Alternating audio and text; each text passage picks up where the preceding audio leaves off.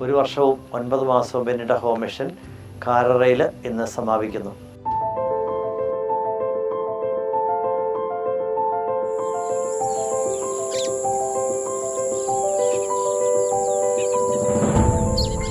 Jubilee വർഷത്തിൽ സമ്മാനമായി ദൈവത്തിന് എന്ത് കൊടുക്കും എന്ന ചോദ്യത്തിന് പാലക്കാട് രൂപതാധ്യക്ഷൻ മാർ പീറ്റർ കൊച്ചുവരയ്ക്കൽ കണ്ടെത്തിയ ഉത്തരമാണ് ഹോം മിഷൻ. വ്യക്തികളെയും കുടുംബങ്ങളെയും അതുവഴി ഇടവകയെയും രൂപതയെ തന്നെ നവീകരിച്ച് പിതാവായ ദൈവത്തിൻ്റെ കരങ്ങളിലേക്ക് നവീകരിക്കപ്പെട്ട രൂപതാ സമൂഹത്തെ സമർപ്പിക്കുക എന്നതാണ് ഇതിൻ്റെ ഉദ്ദേശമായി വെച്ചത്. 83 ഇടവകളിൽ രൂപതാ ഹോം മിഷൻ നടത്തുകയുണ്ടായി. കൂടാതെ 33 ഇടവകളിൽ വ്യത്യസ്ത സന്യാസ സഭനങ്ങളും നെഹേമിയ മിഷൻ തുടങ്ങിയ ധ്യാന കേന്ദ്രങ്ങളും വഴി നടത്തപ്പെട്ടു. വളരെ ശ്രമകരമായ ഈ ഉദ്യമത്തിൽ രൂപതാ അധികാരികളുടെ ഭാഗത്തുനിന്നും രൂപതയിലെ ബഹുമാനപ്പെട്ട സിസ്റ്റേഴ്സിൻ്റെ എല്ലാ കോൺഗ്രിഗേഷനിൽ നിന്നും വളരെ ശക്തമായ സഹകരണം ഉണ്ടായി എന്നത് പ്രത്യേകം എടുത്തു പറയേണ്ട കാര്യമാണ്.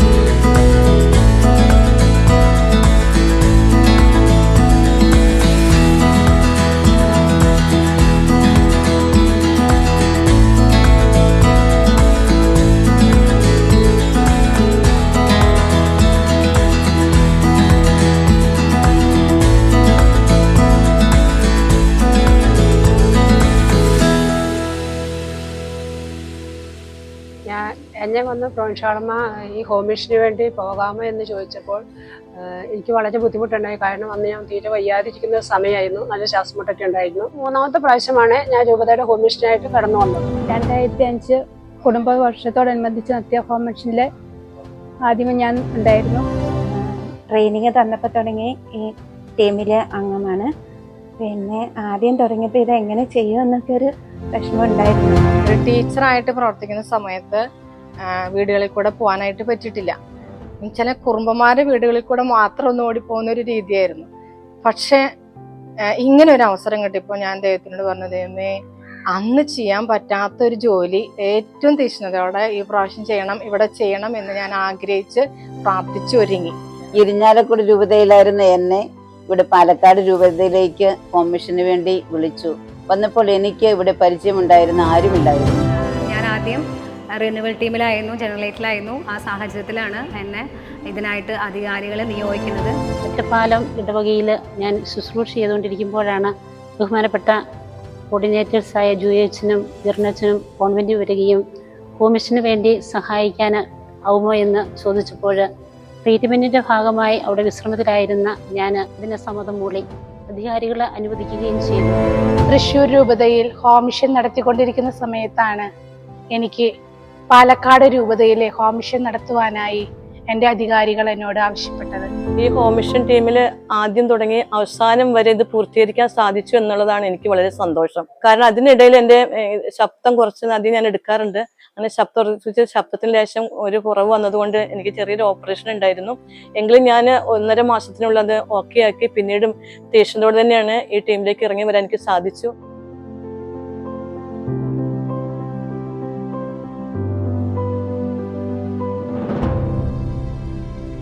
പാലക്കാട് രൂപതയുടെ ഈ ഹോം മിഷൻ ടീം അംഗങ്ങളെ നന്നായി ഓരോരോ കാലഘട്ടത്തിലും ശക്തിപ്പെടുത്തിയിട്ടുണ്ട്, പ്രാർത്ഥിച്ചൊരുക്കിയിട്ടുണ്ട് എന്ന് ഞങ്ങൾക്ക് പറയുന്നതിൽ വളരെ സന്തോഷമുണ്ട്. 2022 നവംബർ മാസത്തിലൊക്കെയാണ് ഇതിന്റെ കോഴ്സ് തുടങ്ങിയത്. ഞങ്ങളൊക്കെ വളരെ പരിങ്ങിയൊക്കെയാണ് അന്ന് വന്നത്. കാരണം ആരും പരിചയമില്ല. അരുണച്ചന്റെ നേതൃത്വത്തിലായിരുന്നു ആദ്യം ഞങ്ങൾ ഒരുമിച്ച് കൂടിയിരുന്നത്.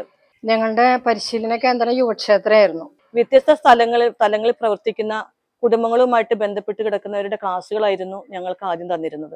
മാത്രമല്ല ഒരുമിച്ച് പ്രാർത്ഥിക്കുക, ദിവ്യകാര ആരാധനയുടെ മുൻപിൽ സമയം ചെലവഴിച്ച് ഞങ്ങൾ ശക്തി പ്രാപിക്കുക, പരിശുദ്ധാത്മാവിന്റെ അഭിഷേകത്തിന് വേണ്ടി പ്രാർത്ഥിക്കുക, ഇതൊക്കെയായിരുന്നു ഞങ്ങൾ ആ കാലഘട്ടത്തിൽ ചെയ്തിരുന്നത്.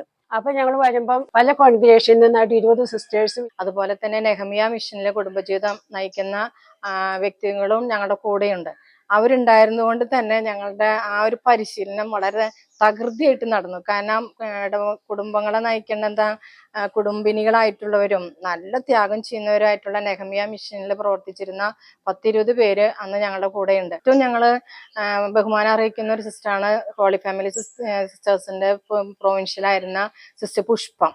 സിസ്റ്ററാണ് ഞങ്ങൾക്ക് എങ്ങനെയാണ് ഒരു വീട്ടിൽ പോയിട്ട് ചെയ്യേണ്ട കാര്യങ്ങളുടെ ഒക്കെ ഡെമോൺസ്ട്രേഷൻ ക്ലാസ് കാണിച്ചു തന്ന് ഞങ്ങൾ ആ കാര്യത്തിൽ പഠിപ്പിച്ചത്.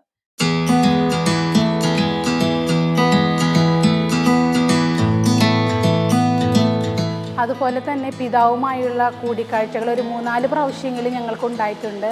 അവിടെയുള്ള വിലയിരുത്തുകൾ ഞങ്ങൾക്ക് ഒത്തിരി ഉപകാരപ്രദമായിരുന്നു. അപ്പൊ ഞങ്ങളെ ഒന്നിച്ച് ട്രെയിനിങ് എടുത്ത് ഒരു 10-16 അച്ഛന്മാര് തന്നെ ഞങ്ങൾക്ക് ക്ലാസ് എടുത്തിട്ടുണ്ട്. അതുകൂടാതെ അൽമാരും എടുത്തിട്ടുണ്ട്. എങ്ങനെ കുടുംബ സന്ദർശനം നടത്തണം, ഒരു കുടുംബത്തിൽ ചെന്ന് എന്തൊക്കെ ചെയ്യണം.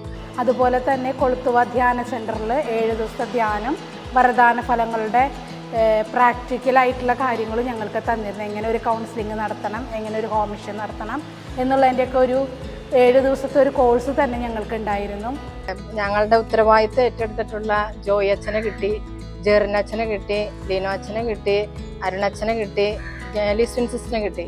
അപ്പൊ പിന്നെ അവരായിട്ടുള്ളൊരു അതാണ് ഇനി കുറച്ച് നാളത്തേക്ക് ഞങ്ങളുടെ അപ്പൻ, അമ്മ, സഹോദരൻ അങ്ങനെ ഒരു ബന്ധമായിരുന്നു ഈ വൈദികരോട് ഞങ്ങൾക്ക് ഉണ്ടായിരുന്നത്. പിന്നീട് വിവിധ ഇടവകകളിൽ അൽമായരും ഒത്ത് ഞങ്ങൾ പോയിട്ടുണ്ട്.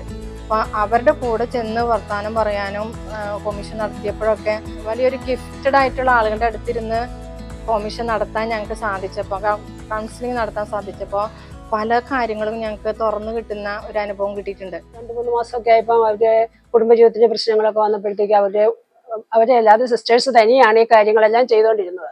അപ്പം ഞങ്ങൾ വളരെ തീക്ഷ്ണമായിട്ട് 20 പേര് ഞങ്ങൾ ചെയ്തിരുന്നു. രൂപതയുടെ ജൂബിലി ആരംഭിക്കുന്നതിന് 10 മാസം മുമ്പേ തന്നെ 2022 ഡിസംബർ മാസം തന്നെ ഹോം മിഷൻ ആരംഭിച്ചു.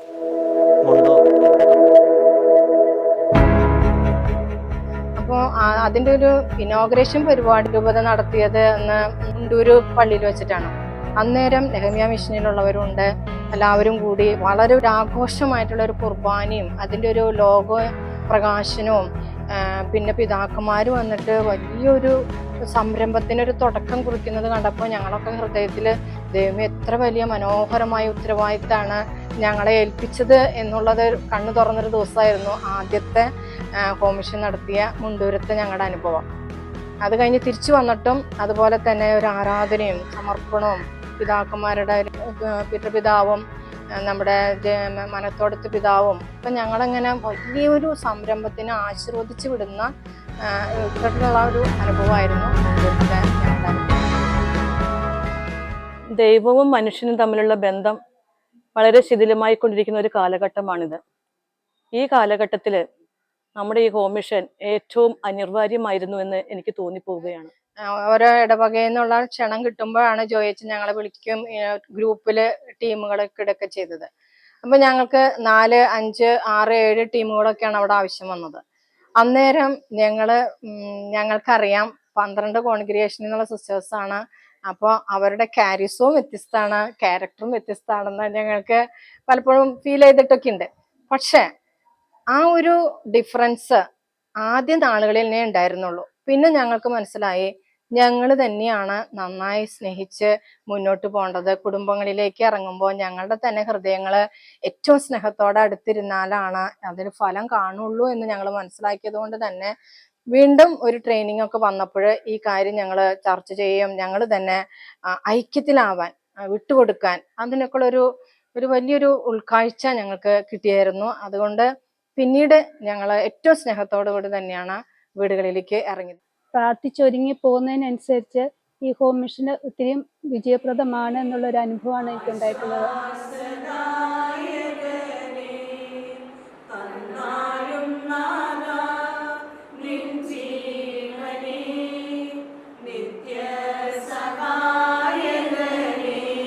എൻ്റെ ഒറ്റ പ്രാർത്ഥന ഇതായിരുന്നു, ദൈവമേ, ഞാൻ കയറിയിറങ്ങുന്ന വീടുകളിൽ നീ രാജാവായിട്ട് വാഴണം. 2 പേരായിട്ട് പോകുന്ന ഞങ്ങളുടെ പേരുകൾ മുൻപേ തന്നെ കോർഡിനേറ്റർ സിസ്റ്റർ ലിസ്ബിൻ ഞങ്ങൾക്ക് തരുമായിരുന്നു. ഞങ്ങളുടെ ടീമിനെ കിട്ടുമ്പോൾ തന്നെ സ്ഥലത്ത് കിട്ടുമ്പോൾ ആ സ്ഥലത്ത് വെഞ്ചരിച്ച് ബ്ലസ് ചെയ്ത് പ്രാർത്ഥിക്കുമായിരുന്നു. വ്യക്തികളെ ടീം അംഗങ്ങളെ ബ്ലസ് ചെയ്ത് പ്രാർത്ഥിക്കുമായിരുന്നു. ഇനി എൻ്റെ കൂടെ വരാനിരിക്കുന്ന സഹോദരി ആരാണോ അവരെയും ബ്ലസ് ചെയ്ത് പ്രാർത്ഥിക്കുമായിരുന്നു. അങ്ങനെ പ്രാർത്ഥിച്ചൊരുങ്ങി ചെയ്ത ഒരു സംരംഭമാണ്. അതുകൊണ്ട് തന്നെ അത് ഒരിക്കലും പരാജയപ്പെട്ടിട്ടില്ല. ഞാനൊക്കെ എപ്പോഴും ചെയ്യുന്നത് എന്താണെന്ന് ചോദിച്ചാൽ ഓരോ കോമീഷനും ഓരോ ഇടവ കിട്ടുമ്പോൾ ആ ഇടവയ്ക്ക് വേണ്ടി സമർപ്പിക്കും, കൂടെ വരുന്നവർക്ക് വേണ്ടി പ്രാർത്ഥിച്ചിരുന്നു. ഇപ്പം ഞങ്ങൾ കോമീഷനായിട്ട് പുറപ്പെടുമ്പോൾ ഈശോയും മാതാവിനെയും എല്ലാം കൂട്ടിക്കൊണ്ടാണ് ഞങ്ങൾ ഓരോ ഇടവകയിലേക്കും ഓരോ കുടുംബങ്ങളിലേക്കും കടന്നു ചെല്ലുന്നത്. പടിവാതിക്കൽ എത്തുമ്പോൾ ഞാൻ എപ്പോഴും ചെയ്യുന്ന ഒരു കാര്യമാണ് വിശ്വാസ പ്രമാണം ആ കുടുംബത്തിന് വേണ്ടി ചൊല്ലിയിട്ടാണ്. അത് തിന്മയുടെ ശക്തി പോലും നമ്മളിലേക്ക് കടന്നു വരാൻ പാടില്ല. ഓരോ ഇടവകയിലും ഞങ്ങൾ കോമിഷൻ ആരംഭിക്കുമ്പോൾ കോമിഷൻ്റെ കോർഡിനേറ്റേഴ്സായ ബഹുമാനപ്പെട്ട ജോയ് ചീക്കപ്പാറ അച്ഛനും ജെറിൻ വാഴപ്പള്ളി അച്ഛനും സിസ്റ്റർ ലിസ്ബിൻ്റെയും നേതൃത്വത്തിൽ ആരാധനയും ദിവ്യബലിയും തിരുവചന സന്ദേശവും ഒക്കെ ടീമംഗങ്ങളായി ഞങ്ങളെയും ഇടവക ജനങ്ങളെയും ഒത്തിരിയേറെ ശക്തിപ്പെടുത്തിയിരുന്നു. കൂടാതെ ഈ കോമിഷൻ്റെ ലക്ഷ്യവും ദർശനവും അച്ഛന്മാരുടെ സന്ദേശത്തിലൂടെ ജനഹൃദയങ്ങളിലേക്ക് എത്തിക്കുവാൻ പര്യാപ്തമായിരുന്നു. ഓരോ വൈദികരും ഒന്നാമത് ആദ്യമേ തന്നെ പ്രാർത്ഥിച്ചൊരുങ്ങി ഇടവക ജനത്തെ നന്നായിട്ട് ഒരുക്കിയിട്ടുള്ള ഇടവകകളിൽ ഏറ്റവും കൂടുതൽ ഫലം അനുഭവിക്കുന്നത് ഞങ്ങൾക്ക് തോന്നിയിട്ടുണ്ട്. അവർ നന്നായി പ്രാർത്ഥിച്ച് അവർ ഒരുക്കിയിട്ടുണ്ടായിരുന്നു. ഓരോ വീട്ടിലും പോയിരിക്കുമ്പോൾ 2 പേര് പോയിരിക്കുമ്പോൾ ഒരാൾ സംസാരിക്കുമ്പോൾ ആ സമയം പ്രാർത്ഥിക്കുവാനും പിന്നെ വചനം ഒത്തിരി അവരെ സ്പർശിക്കുന്നതായിട്ടുള്ള ഒരു അനുഭവം ഫീൽ ചെയ്തിട്ടുണ്ട്. ഒപ്പം തന്നെ എല്ലാ വീട്ടുകാരും വളരെ വെൽക്കമിങ് ആയിരുന്നു ഞങ്ങളെ സ്വീകരിച്ചതൊക്കെ. അവർ ദുഃഖങ്ങളും സങ്കടങ്ങളും പ്രയാസങ്ങളൊക്കെ സങ്കടത്തോട് ഞങ്ങളോട് പങ്കുവെച്ചിട്ടുണ്ട്. സത്യം പറഞ്ഞാൽ ഞാൻ അവരോടുകൂടി കരഞ്ഞിട്ടുണ്ട്. പോസിറ്റീവ് തന്നെയല്ല, നെഗറ്റീവായിട്ടുള്ള അനുഭവങ്ങളും ഉണ്ടായിട്ടുണ്ട്. എങ്കിലും ഭൂരിഭാഗവും ഞങ്ങൾക്ക് പോസിറ്റീവായിട്ടാണ്. അവർ നന്നായി ഒരുങ്ങിയിരിക്കുന്നു. അവർ ഹൃദയം തുറന്ന് സംസാരിക്കുന്നതിൽ ഒരു മടിയും കാണിക്കാതെ. ഞങ്ങൾ കോമിഷൻ നടത്താനായിട്ട് പോയപ്പോൾ പല രീതികളിലും ഞങ്ങൾ കോമിഷൻ നടത്തേണ്ട സാഹചര്യങ്ങളുണ്ടായിട്ടുണ്ട്. പ്രായമായൊരമ്മച്ചി, ആ അമ്മച്ചി വളരെ ഇഷ്ടത്തോടു കൂടി സിസ്റ്റർമാർ കോമിഷന് വരുന്നു എന്ന ഒരു ആഗ്രഹത്തോടു കൂടി ഞങ്ങൾ ചെല്ലുമ്പോൾ നമ്മൾ സാധാരണ തോട്ടം നയിക്കുന്ന പൈപ്പുണ്ടല്ലോ, ആ പൈപ്പിൻ്റെ ഒരു അരയിഞ്ച് നീളത്തിലെടുത്ത് വെച്ചിരിക്കുകയാണ്. കാരണം ആ അമ്മച്ചി ചെവിയിൽ വെക്കും, ഞങ്ങൾ വായിൽ വെച്ച് സംസാരിക്കും. ഞങ്ങൾ ഓരോ വീടുകളിലൂടെ കടന്നു ചെന്നപ്പോഴും അവരുടെ പ്രയാസങ്ങൾ കേൾക്കുകയും പ്രത്യേകിച്ച് പാവപ്പെട്ട കർഷകർ വിവിധ സ്ഥലങ്ങളിൽ നിന്ന് വന്ന് ഇവിടെ കുടിയേറി പാർത്ത് തങ്ങളുടെ ജീവനമാർഗം കണ്ടെത്തുകയും അതിലൂടെ വളരുവാൻ ശ്രമിക്കുകയും ചെയ്യുന്ന നമ്മുടെ മക്കൾ വന്യമൃഗങ്ങളുടെ ആക്രമണത്തിൽ അവർ ഒത്തിരി ഉലയുകയാണ്. ഇതൊക്കെ കേട്ടപ്പോൾ എനിക്ക് ഒരുപാട് വിഷമമുണ്ടായിരുന്നു. എന്ത് ചെയ്യാൻ സാധിക്കും? നമ്മുടെ ഗവൺമെൻറ്, നമ്മുടെ സഭ ഇതിനൊക്കെ എന്ത് ചെയ്താണ് ഇവരെ ഒന്ന് സഹായിക്കുന്നത്?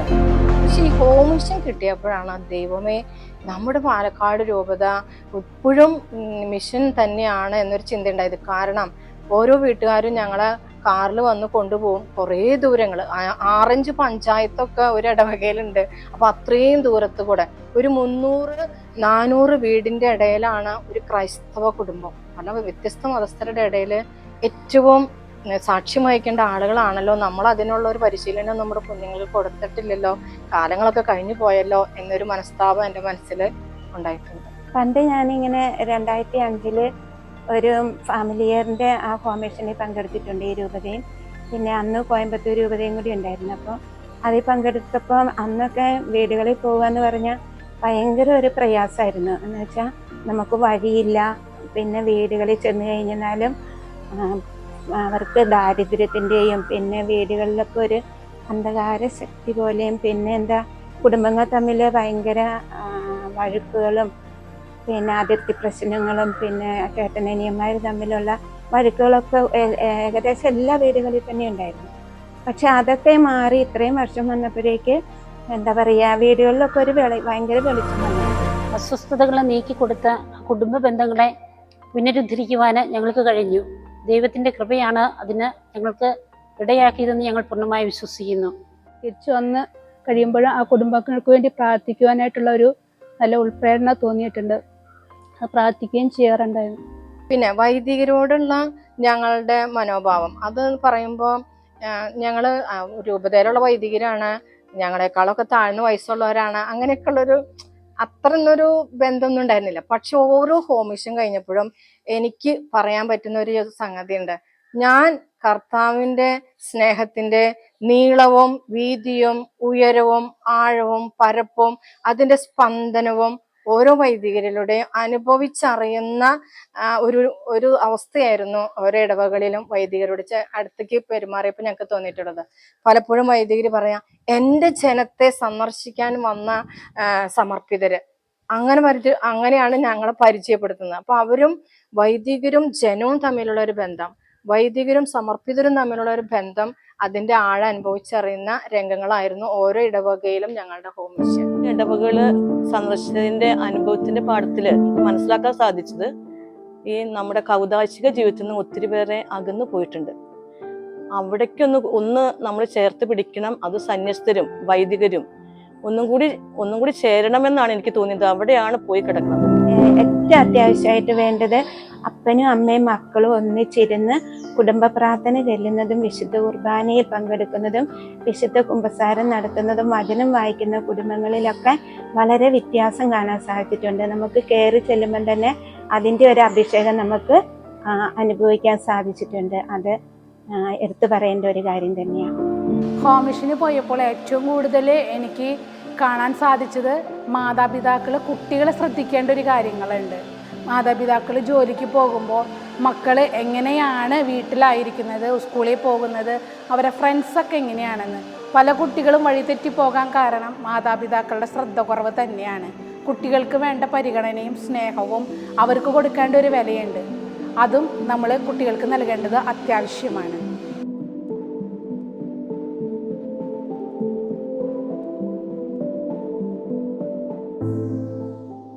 പ്രകൃതി രമണീയമായിട്ടുള്ള നമ്മുടെ പാലക്കാട് രൂപതേന ആസ്വദിച്ചിട്ടുള്ള ഒരു സംഭവമാണ് ഈ 1.5 വർഷത്തില് ഞങ്ങൾക്ക് പറയാനുള്ളത്. എല്ലാ സിസ്റ്റേഴ്സിനും അതൊരു വലിയ അനുഭവമാണ്. കാരണം ഞങ്ങൾക്ക് ഇപ്പോ മംഗലം ഡാം, പിന്നെ മലമ്പുഴ ഡാം, കാഞ്ഞിരപ്പുഴ ഡാം, അങ്ങനെ പല ഡാമിന്റെയും പരിസരത്തു കൂടെ ഞങ്ങൾ അലഞ്ഞ് നടന്നിട്ടുള്ള സംഭവങ്ങളുണ്ട്. അതുപോലെ തന്നെ വിയാർത്തി മല, കടപ്പാറ മല, പിന്നെ ഇരുമ്പകച്ചോല, പിന്നെ അട്ടപ്പാടി, അവിടെ തണുപ്പിലും കാട്ടിലും മേട്ടിലും താഴ്വരയിലും പുഴയക്കൂടെയും ഒക്കെ ഞങ്ങളെ അങ്ങനെയൊക്കെ സഞ്ചരിക്കുമ്പോൾ ഞങ്ങൾ പലപ്പോഴും വടി എടുക്കുന്നുണ്ട്. കാരണം പ്രായമൊക്കെ കൂടിയല്ലോ. ഹോം മിഷന്റെ ഭാഗമായി വണ്ടി പോലും കയറി എത്തിപ്പെടാത്ത ഒരു വലിയ മലയിൽ ഞങ്ങളൊരു വീട്ടിലേക്ക് ചെന്നപ്പോൾ കാപ്പി പൊടിയൊക്കെ കുത്തിയാണ് ഞങ്ങൾ ആ വീട്ടിൽ എത്തിച്ചേർന്നത്. പക്ഷേ എൻ്റെ കാല് ആക്സിഡൻ്റ് ആയിരുന്ന കാലും ആയിട്ടാണ് ഞാൻ പോയത്. എനിക്ക് അവിടെ ചെന്നപ്പോൾ കാല് വിറയ്ക്കാൻ തുടങ്ങി. ഞാൻ അവിടെ നിന്ന് വീണു. പക്ഷെ ഇങ്ങോട്ട് എത്താനുള്ള കാലിൻ്റെ വിരലിനൊക്കെ നല്ല വിഷമമുണ്ടായെങ്കിലും അത് ഞാൻ പുറത്ത് ആരോടും പറഞ്ഞുമില്ല. ആ സഹനം കൂടി ആ കുടുംബത്തിന് വേണ്ടി കാഴ്ചവെച്ച കുടുംബ പ്രശ്നങ്ങൾ പരിഹരിക്കാനായിട്ട് ഞാൻ അത് ഉപയുക്തമാക്കി. അവിടെയൊക്കെ സഞ്ചരിക്കുമ്പോൾ, അതായത് നമ്മുടെ ഒരു ഇടവകയുടെ വഴികളിൽ കൂടെയും ഇടവഴികളിൽ കൂടെയൊക്കെ ഞങ്ങൾ സഞ്ചരിച്ചപ്പോഴും നടന്നപ്പോഴും കാറിൽ സഞ്ചരിച്ചപ്പോഴൊക്കെ ഞങ്ങൾ ആ പ്രദേശത്തെ ബ്ലെസ് ചെയ്ത് പ്രാർത്ഥിച്ചു. ദൈവമേ, ഈ പ്രദേശം അനുഗ്രഹിക്കപ്പെടട്ടെ, ഇവിടെയുള്ള ജനങ്ങൾ അനുഗ്രഹിക്കപ്പെടട്ടെ, ഈ കുടുംബങ്ങളിൽ കർത്താവേ നീ രാജാവായി വാഴണമേ, അങ്ങനെ പറഞ്ഞ് പ്രാർത്ഥിച്ചു പോയതുകൊണ്ട് തന്നെ ആ പ്രകൃതി രമണീയം ആസ്വദിക്കുന്നതിനേക്കാൾ അധികം ഈ രൂപത വളരട്ടെ, ഈ രൂപത അനുഗ്രഹിക്കപ്പെടട്ടെ, ഈ രൂപതയിലുള്ള ജനം അനുഗ്രഹിക്കപ്പെടട്ടെ എന്ന് ആവർത്തിച്ച് പ്രാർത്ഥിക്കാനുള്ള ഒരു അനുഗ്രഹത്തിന്റെ അവസ്ഥയായിരുന്നു ഞങ്ങളുടെ യാത്രകൾ. ഹോം മിഷനുമായി ബന്ധപ്പെട്ട ഒരു ഇടവകയിൽ ഞങ്ങൾ ചെന്ന് അവിടുത്തെ പ്രശ്നങ്ങൾ കൈകാര്യം ചെയ്തു. സാമ്പത്തിക ബുദ്ധിമുട്ട് അനുഭവിച്ചിരുന്ന ഒരു വ്യക്തി മാനസിക രോഗിയായി മാറുകയും എവിടെയാണ് ആത്മഹത്യ ചെയ്യേണ്ടത് എന്നതിനെക്കുറിച്ച് ഉറക്കം നഷ്ടപ്പെട്ട് ആ ഒരു ചിന്തയോടെ കഴിയുന്ന വ്യക്തിയെ ഞങ്ങൾ കണ്ടെത്തുകയും സംസാരിക്കുകയും പ്രശ്നങ്ങൾ മനസ്സിലാക്കി പോരുകയും ചെയ്തു. പക്ഷേ അതുകൊണ്ട് തന്നെ ഞങ്ങൾ തൃപ്തരായില്ല.